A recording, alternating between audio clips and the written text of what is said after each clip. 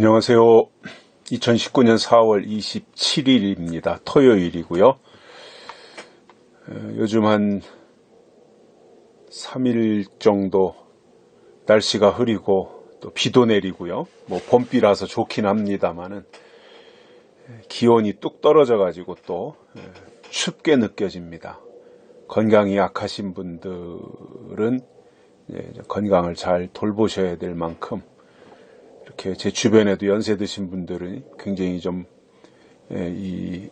갑자기 기온이 내려간 것 때문에 힘들어 하시고 또 겨울옷을 다시 다 꺼내 입는 이러한 분들을 보았습니다. 참 이렇게 계절이 오락가락 하는 것이 별로 좋은 징조는 아닙니다.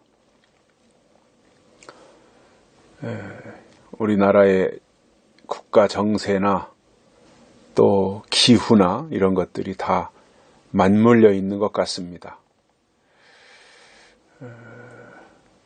이러한 때에 우리가 해야 될 일들이 분명히 있다고 봅니다. 물론 당연히 국가를 위해서 또 민족을 위해서 기도해야 되는 것 당연한 일인데 저는 지금 시점을 기도는 당연히 해야 될 뿐만 아니라 행동해야 될 때가 아닌가 이렇게 생각을 합니다.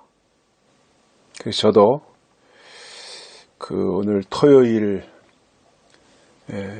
서울 집회에 참석을 해서 어려운 이 위기에 국가를 지키는데 인간적으로 조금이라도 힘을 보태야 되지 않겠는가 이런 생각을 해봅니다.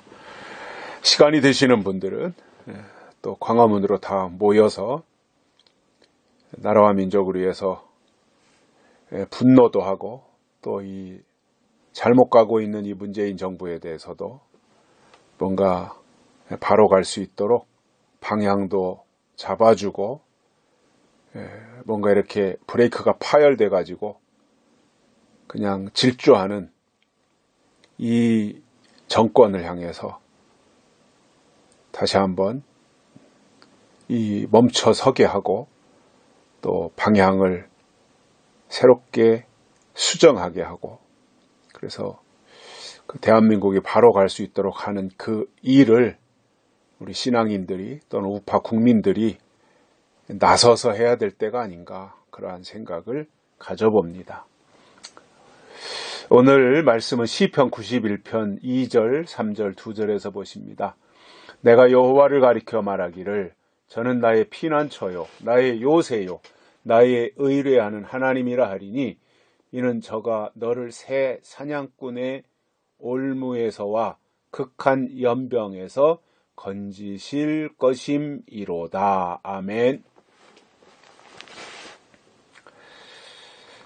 시편 기자의 고백입니다. 하나님이 누구시냐, 여호와가 누구시냐, 피난처시다, 요새시다, 의뢰하는 하나님이시다.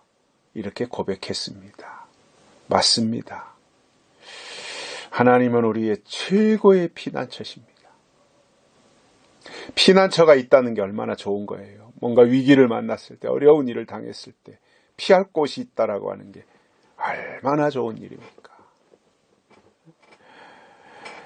또 요새가 되어주신다. 요새, 난공불락의 요새. 어떠한 적군이 침투에 들어올 수 없는, 기습해 올 수 없는 정도의 요새. 야, 그렇다면 얼마나 든든하겠습니까? 하나님이 바로 그와 같다는 것입니다. 또 내가 의뢰할 수 있는 분, 내가 신뢰할 수 있는 분, 내가 기대할 수 있는 분, 내가 믿을 수 있는 분. 시편 기자의 참 뛰어난 고백입니다. 너무너무 멋있지요. 그래서 이렇게 하나님을 의뢰하면 하나님은 어떠한 일을 해주시는가? 저가 너를 새 사냥꾼의 올무에서와 극한 연병에서 건지실 것이미로다. 새가 사냥꾼의 올무에 잡히면 죽는 거죠. 올무에 걸려들지를 말아야지. 올무에 걸리면 죽은 거지요. 그거는 지금 파닥거리기는 하지만 언제 죽을지 모르잖아요. 또 극한 연병, 연병, 옛날에 무시무시한 병이죠. 장질부사. 이것도 뭐 죽는 겁니다. 죽는 거. 결국 그 하나님은 새 사냥꾼의 올무, 극한 연병, 즉 죽음에서 건지시는 분이시다 이겁니다. 사망에서 생명으로 옮겨주신다 그랬잖아요. 이게 우리 하나님이시거든요. 그래서 가장 지혜로운 자는 하나님을 아버지로 믿고 뿐만 아니라 하나님이 나를 아들로 인정하시도록 믿음 생활을 하는 사람입니다. 가장 지혜로운 사람입니다. 뿐만 아니라 가장 탁월한 선택이 뭐냐면 하나님을 나의 아버지로 모시게 되어진 이것. 물론 하나님이 우리를 먼저 선택하셨지만 그리고 선택하신 그분께서 우리를 부르셨고 또 우리를 사명의 현장으로 보내시는 분도 하나님이신 것이 틀림없지만 또한 우리 편에서 볼 때 우리가 절간에 나갈 수도 있는 사람이었고 절을 선택할 수도 있고 또 이슬람을 선택할 수도 있고 유교를 선택할 수도 있고 그 이외에 뭐 신천지를 선택할 수도 있고 여러 가지 우리 앞에 선택의 그 순간들이 많이 있었겠지만 그러한 것을 다 뿌리치고 하나님을 선택했다라고 하는 이 사실이 얼마나 탁월한 것이었는가라는 거예요. 물론 하나님이 주권으로 하나님의 섭리 가운데 그렇게 하신 것이지만 그럼 우리의 입장에서 그렇게 하나님의 품 안에 살아갈 수 있게 된 이것이 얼마나 뛰어난 일인가라는 거예요. 사망을 선택하지 아니하고 생명을 선택했다라고 하는 것. 이게 얼마나 좋은 일입니까? 얼마나 멋진 일입니까? 그래서 우리가 신앙적으로도 올바로 서야 되고요.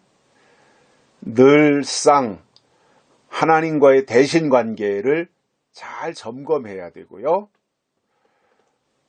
더 나아가 그렇기 때문에 우리의 대인 관계가 원활하도록 그렇게 잘 자신을 돌보면서 가야 된다라는 말입니다. 그 신앙이 잘못되면 그 증거 중에 하나가 이런 게 이렇게 나타나는 것을 보았습니다. 뭐 자기들의 신앙이 특별하고 뭐 인마적고 뭐 이런 주장을 하는 사람들이 너무나도 쉽게 다른 사람들을 정죄하더라는 거예요. 어떤 무리들을 보니까 1998년 6월 20일부터 인치는 역사가 시작해가지고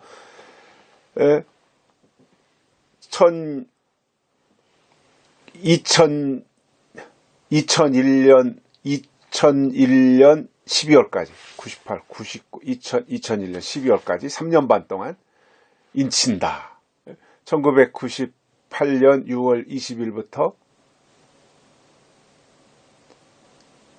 1998년 6월 20일 맞나요? 그리고는 2001년 12월 31일까지 인치는 기간이다. 이렇게 말하고 사람들을 선동했던 적이 있어요. 제가 잘 아는 사람, 어떤 사람이. 그거는 그야말로 선동이지, 조작이지, 아무것도 아니었거든요. 그렇게 할 필요도 없었고, 그렇게 하지 않는 것이 정상이었어요. 그런데 그렇게 함으로 그 사람의 신앙과 그 사람의 인격과 그 사람의 어떠한 그 그릇된 인식 또는 그릇된 신학 이런 것들이 다 미천이 드러났던 거죠. 그러니까 어찌 보면 뭐 그런 사람들의 주장을 지지하고 그런 사람들의 주장에 휩싸여서 따라가다 보면 신앙이 좋은 것 같고 그게 맞는 것 같고 그렇게 착각에 빠지지만 그들의 오류가 뭐냐면 너무나도 자기들의 주장에 동조하지 않는 사람들을 향해서 너무나도 쉽게 비난하고 헐뜯고 조롱하고 그리고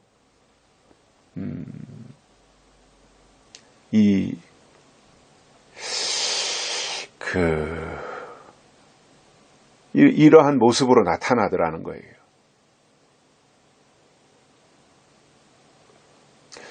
그러니까 하나님이 원하시는 건 그게 아니잖아요.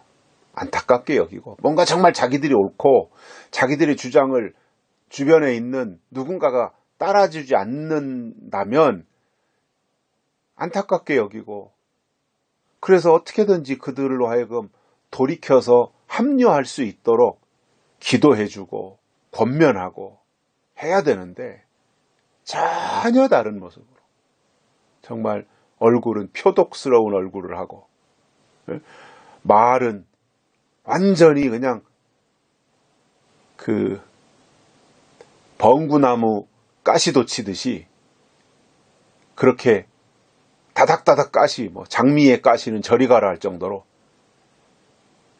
그런 가시도 친 말을 하고 그리고 일방적으로 사람들을 매도하고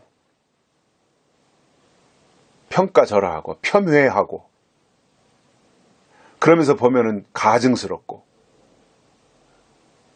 오만방자하고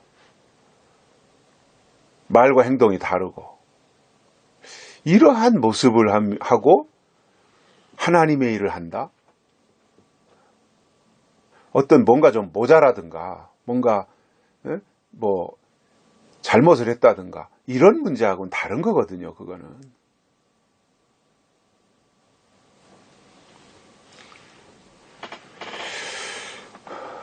이야기가 좀 다른 곳으로 엉뚱하게 나갔는데 제가 드리고 싶은 말씀은 정말 내가 가지고 있는 신앙이 하나님께로부터 온 하나님을 나의 피난처로 그리고 하나님을 나의 주 나의 하나님으로 고백하고 믿고 그렇게 따르는 은혜의 사람들, 겸손의 사람들, 진리의 사람들 있잖아요. 그런 사람들은요 절대로 그렇게 표독하고 오만방자하지 않아요. 말 함부로 하지 않아요. 그런데 그렇게 반응한다는 것은 뭐예요?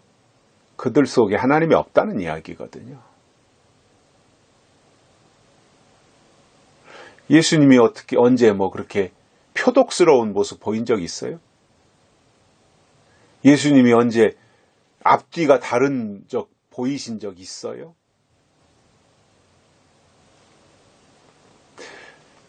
저는 그 계시록을 말하고 진리를 말한다고 하는 것은 결국 예수님의 인격을 닮아가는 것이라고 봅니다. 예수님의 성품을 닮아가는 것이라고 생각을 해요. 그러니까 불완전한 미완성의 사람들이 하나님 앞에 나와 말씀을 듣고 단계 거쳐 올라가는 가운데 이제 마지막 단계를 뛰어넘기 위해서는 뭔가 새로운 에너지가 공급이 돼야 되잖아요. 그게 바로 계시록이거든요. 젖먹던 힘까지 다해서 싸워도 사탄을 극복하고 거짓 선지자, 음녀, 미혹자, 바벨론, 적그리스도 이것을 못 이기는 거예요. 그동안에 받은 것 가지고는. 그러니까 이것을 감당할 수 있도록 에너지를 충전시켜주고 나로 하여금 한 단계 더 성장하게 만들어주는 말씀이 요한계시록이잖아요. 그래서 그 말씀이 내 안에, 계시록의 말씀이 내 속에 들어온다고 하는 것은 내 안에 들어와서 피가 되고 영이 되고 살이 되고 능력이 되고 에너지가 되고 그런 거예요. 그래서 그것으로 사탄을 결박해서 무적행에 던져 잠그고, 그리고 다시 오시는 예수 그리스도를 영광 중에 맞이할 수 있도록 내가 인격적으로, 신앙적으로, 영적으로 더 성화되어지고 의로워지고 거룩해지는 단계로 점진적으로 만들어져 가는 거거든요. 어느 날 한순간에 되는 게 아니라, 변화체는 호련히 한순간에 되지만 성화라고 하는 것은요, 오랜 시간 속에서 숙성되는 거잖아요. 그래서 그러한 모습이 만들어져야 되고요. 그러기 위해서는 날마다 하나님을 의뢰하고 살아야 되는 겁니다. 저는 지금 우리 대한민국 굉장히 위기라고 생각을 합니다. 물론 성경을 보면서 마지막 하나님의 역사에 대한 기대가 분명히 있어요. 하나님이 하실 일이 분명히 있는 거 제가 알고 있어요. 그리고 그 하나님의 일이 어떻게 진행이 될 것이라고 하는 것도 나름대로 알고 있어요. 그런데 그것과는 또 다른 측면에서 아무튼 현재의 우리 대한민국이 위기다. 대통령 하나 바뀌었는데 2년 만에 이토록 안보와 경제와 국가의 이념과 국가의 체계와 헌법과 이런 것이 완전히 다 폭망할 수 있을까? 정말 의심스러울 정도예요. 2년 만에 70년 동안 쌓아온 우리나라의 이 모든 것들이 불과 2년 만에 이렇게 폭삭 무너질 수 있는가? 이게 정말 이해가 안 되는 정도예요. 그래서 이렇게 가서는 안 되지 않는가? 국민의 한 사람으로입니다. 이거는 저는 국민의 한 사람으로.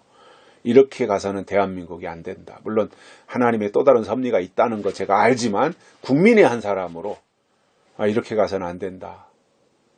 지금은 나서야 될 때다 생각을 합니다. 물론 박근혜 대통령 탄핵 때도 제가 그 대한문은 광장에서 같이 함성도 지르고 행진도 하면서 무언의 시위를 했어요. 그때는 무언의 시위.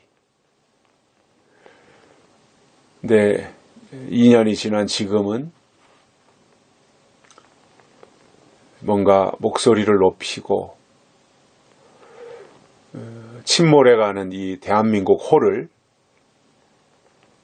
방향키를 빨리 잡고라도 다시 구축을 시켜야 된다. 물론 하나님이 하실 일이지만, 그러나 독립운동에도 기독교인들이 동참을 할 때 하나님이 그들을 통해서 역사하신 것처럼 지금도 우리가 나서야 되겠다. 제가 나서야 되겠다. 나선다고 해서 제가 마이크 잡고 강연할 것도 아니고 그냥 숫자 채워주고 현장에 가서 기도하면서 현장 분위기도 느끼고 그러한 것을 보면서 하나님의 일의 방향을 어떻게 정하고 가야 될 것인가, 이것도 나름대로 다시 한번 생각하고, 그리고 그 가운데서 나오는 여러 가지 또 반향들이 있잖아요. 반향, 이러한 것들도 다 같이 이렇게 보면서 그런 가운데서 제가 요즘 이 현 정부가 밀어붙이는 여러 가지 사법개혁이라든가 공수처법이라든가 이러한 것들, 그 다음에 그 이외에 여러 가지 이 대처하는 방법들, 그리고 그 자기들에게 방해가 되는 세력들을 하나하나 붙잡아다가 가두고 처단하고 감옥살이 시키고 하는 이러한 모습들을 보면서 어쩌면 사탄의 전술하고 저렇게 똑같은가, 이런 생각을 해요. 그래서 그러한 모습들도 좀 가서 한 번 더 보고요.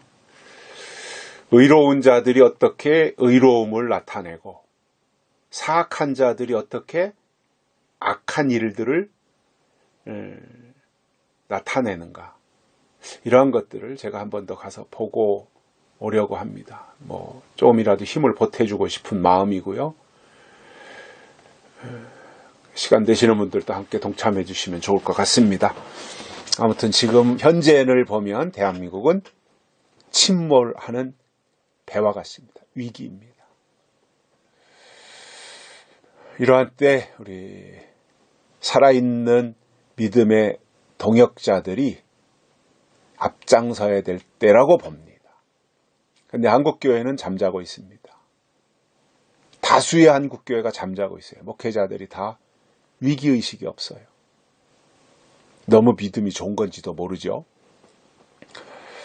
아무튼 이러한 상황에서 우리가 더 하나님을 피난처로 삼고 요새로 삼아서 더 많이 하나님을 의뢰하는 가운데 우리가 사망에서 생명으로 옮겨지는 그러한 역사가 우리 자신 속에, 또 섬기는 교회 위에, 우리 대한민국 위에 하나님의 손길이 늘 함께 하셔서 악인이 승리하지 못하도록, 시편에 나오는 다윗의 기도의 핵심이잖아요.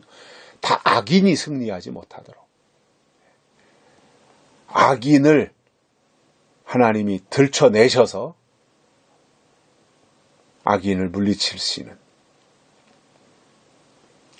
그래서 하나님의 승리가 나타날 수 있는 그러한 날을 기대해 봅니다. 오늘 여기까지 하겠습니다. 감사합니다.